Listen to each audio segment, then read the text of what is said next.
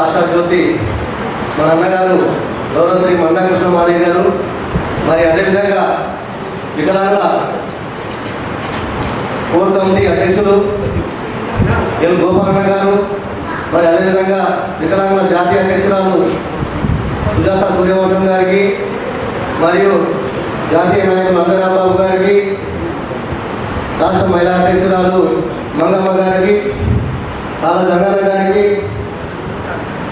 మరియు అదేవిధంగా వేదిక నరసింహన్న గారికి, ఆనంద్ గారికి, వేదిక మీద ఉన్న ప్రతి ఒక్కరికి, మరి అదేవిధంగా నలుమూలల నుంచి వచ్చిన, రాష్ట్ర వ్యాప్తంగా నలుమూలల నుంచి వచ్చిన నా వికలాంగుల సోదరీమణులకు ప్రతి ఒక్కరికి హృదయపూర్వక ధన్యవాదాలు తెలియజేస్తూ, ఈరోజు వికలాంగులు మనము ఈ కార్యక్రమాల్లో పాల్గొని ఇవాళ ఎంతో చక్కగా మాట్లాడుతున్నామంటే, మన వికలాంగుల్ని ఎవరు కేర్ చేయలేకుండా ఒక 15 సంవత్సరాల కిందట వికలాంగుడు అంటే కుంటోడు ఏదో అనేటట్టుగా ఉండి చూసే మన గ్రామాలలో, ఒక హైదరాబాద్ కాదు గ్రామాలలో అయితే మరీ ఘోరంగా చూసేవాళ్ళు. నేను కూడా ఒక మారుమూల గ్రామం నుంచే వచ్చిన, ఒక వార్డ్ మెంబర్ కూడా చేద్దామనే స్థాయి నుంచి కూడా చేయలేని పరిస్థితులలో ఉండే, మాకు ఓట్లు ఎటువంటి ఓట్లు వేసేది తెలుసు కానీ ఓట్లు చూడలేని పరిస్థితి, అట్లాంటి పరిస్థితులు ఉండే. అట్లాంటిది ఇవాళ ఒక సర్పంచ్ స్థానానికి, ఒక ఎంపీటీసీ స్థానానికి, ఒక జెడ్పీటీసీ స్థానానికి పోటీ చేసే రంగాలు సిద్ధంగా ఉన్నామంటే, చేస్తున్నాం, ఆల్రెడీ పదవుల్లో ఏరుతున్నామంటే కేవలం గౌరవ శ్రీ మందాకృష్ణ మాదిగ గారు పెట్టిన శిక్షణ కానీ వేరే ఏ నాయకుడు లేదని చెప్పి సభముఖంగా తెలియజేస్తా ఉన్నాను. తెలంగాణ రాష్ట్రమే కాకుండా యావత్ భారతదేశం ప్రకారంగా మొత్తంలో ఏ రాష్ట్రానికి వెళ్ళినా కానీ వికలాంగుని చిన్నచూపు చూసిన ప్రభుత్వాలే ఉన్నాయి, కానీ వికలాంగుని గుండెలో పెట్టుకున్న మనిషి ఏ రాష్ట్ర నాయకుడు లేడు, ఏ ప్రభుత్వం తీసుకోలేదు. కానీ నా అన్న గౌరవ శ్రీ మందాకృష్ణ మాదిగ గారే మరి మన వికలాంగులని ఏర్పాటు చేసుకొని, మన వికలాంగులకు సంస్థ ఏర్పాటు చేసి, దానికి VSPS వికలాంగుల పోరాట సమితి అనే సంస్థ పేరు పెట్టి అన్న గుండెలో పెట్టుకొని కంటి రెప్పలాగా మనల్ని కాపాడుతుందంటే ఆయనకు ఎన్నిసార్లు పాదభివందనాలు తెలియజేస్తా కానీ తక్కువే అని చెప్పి సభముఖంగా తెలియజేస్తా ఉన్నాను. మిత్రులారా, మరి తెలంగాణ రాష్ట్రంలో ఇంతకుముందు ఆంధ్ర తెలంగాణ 2 రాష్ట్రాలుగా ఉన్నాయి. మధ్యంతరం మనకు విడిపోయి ఇప్పుడు గత 10 సంవత్సరాల దగ్గరికి వస్తుంది, 15 సంవత్సరాలు వస్తుంది. కానీ ఇంత ముందుకు మన వికలాంగులకు పెన్షన్ అనేది 200 రూపాయల పెన్షన్ ఉండే, 200 నుంచి 500, 500 నుంచి 1500, 1500 నుంచి 3000 నుంచి ఇక 4000 వస్తుంది, 4000 నుంచి 6000 దాకా తీసుకొచ్చిన ఘనత ఏకైక నాయకుడు మన మందాకృష్ణ మాదిగ గారని సభముఖంగా తెలియజేస్తా ఉన్నాను.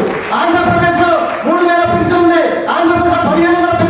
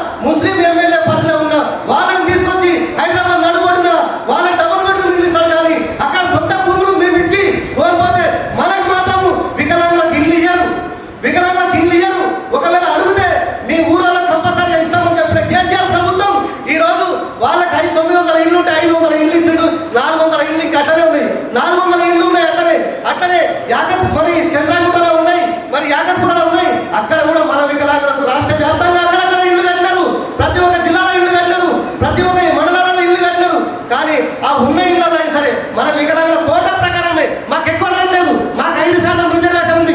5% రిజర్వేషన్ ప్రకారమే 900 ఇళ్ళు అంటే మనకు 47 ఇళ్ళు వచ్చేస్తాయి. ఆ 47 ఇళ్ళను మనకు ఇవ్వాలి కదా, అవి కూడా ఇవ్వలేదు. కాంగ్రెస్ ప్రభుత్వం గెలవగానే కాంగ్రెస్ ప్రభుత్వం ఏమన్నది, మేము గెలిచిన వెంటనే 6,000 పెన్షన్ వికలాంగులకు ఇస్తా, 4,000 పెన్షన్ వృద్ధుల వితంతులకు ఇస్తానది.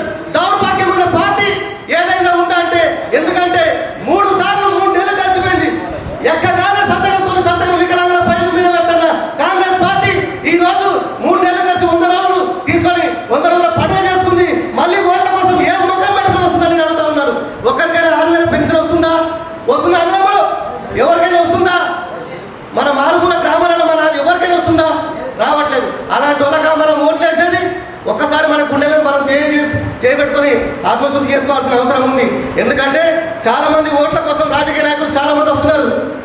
కానీ ఏ ఒక్క వికలాంగుడు కూడా, అరే నా వికలాంగుడు ఇలా మారుమూల గ్రామంలో కొంచెం పదవిలో ఉన్నాడు, మంచి మాటకారి ఉన్నాడు, పదవి లేవు, డబ్బులున్నా లేకున్నా మంచి విలువగా ఉన్నాడు, వారికి ఇవాళ నేను ఒక వార్డు మెంబర్ పోస్ట్ ఇస్తా, ఇవాళ ఒక సర్పంచ్ పోస్ట్ ఇస్తా, టికెట్ ఇస్తా, ఇవాళ ఒక ఎంపీటీసీ టికెట్ ఇస్తా అని చెప్పి ఏ ఒక్క నాయకుడైనా మన టీఆర్ఎస్ వాడు కానీ కాంగ్రెస్ వాడు కానీ వచ్చిందా? మన ఊర్లో వచ్చి అయ్యో వికలాంగుల సోదరా నీకు టికెట్ ఇస్తున్నా నువ్వు నిలబడని ఎవరైనా అడిగిరా? అడగలేని పరిస్థితిలో ఉన్నారు. ఎందుకంటే వాళ్ళు మాత్రమే కావాలి, వాళ్ళ చుట్టాలులే కావాలి, వాళ్ళ బొమ్మార్దులే కావాలి. కానీ మనకు మాత్రం ఓట్లు ఇయ్యరు.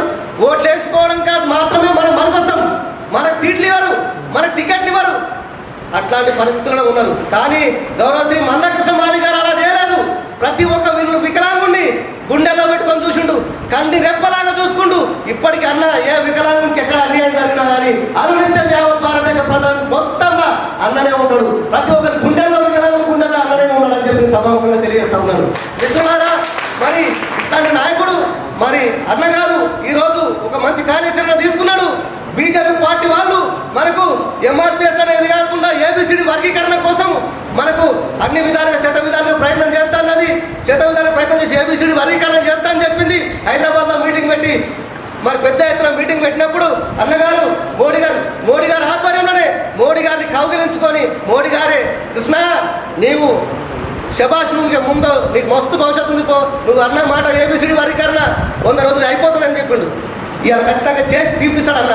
అట్లాంటి అన్న పెద్ద నాయకుని దగ్గరికే వెళ్ళి అంత మంచి పేరు తెచ్చుకుండు. ఇవాళ నరేంద్ర మోడీ గారిని అక్కడికి వెళ్ళి వస్తుండే ఇక్కడ నుంచే మనల్ని ఆపేటోళ్ళు. అట్లాంటిది నా కృష్ణన్న మోడీ గారిని కలుసుకుంటే మన వికలాంగుడు పోయి మోడీ గారిని కలిసినంత విధమే అని చెప్పి సభాముఖంగా తెలియజేస్తా ఉన్నాను.